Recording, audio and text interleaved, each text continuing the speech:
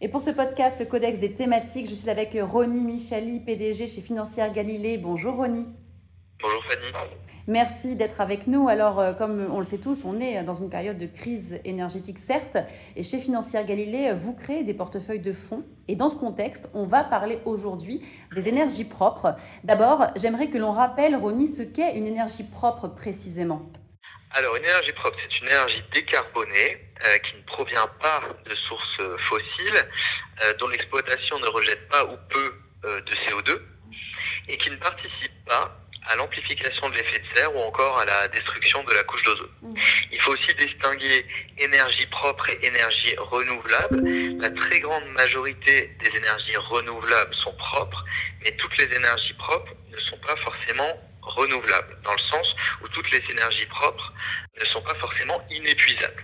Alors, quelques exemples d'énergie propre: vous avez par exemple l'énergie hydraulique, vous avez l'éolienne, vous avez la géothermie ou encore le solaire.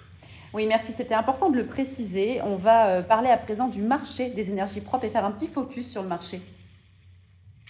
Oui, alors je pense que la statistique à retenir, c'est que près de 60% des investissements dans l'énergie l'année dernière s'est dirigé vers les énergies propres. Ça, c'est l'Agence internationale de l'énergie qui nous le dit. Vous avez également le plan Biden qui a été annoncé à l'été 2022, qui comprenait d'énormes investissements pour la transition énergétique.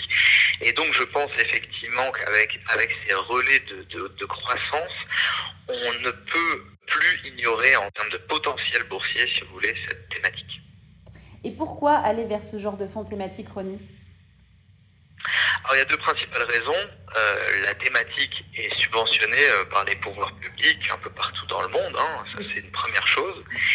Et deuxième raison, c'est que c'est une thématique qui bénéficie énormément d'innovation. Et chez Financière Galilée, on a pu remarquer que les thématiques les plus innovantes étaient les thématiques qui avaient le plus de potentiel boursier dans la durée. Merci beaucoup, Rony Michali. À bientôt. Merci Fanny.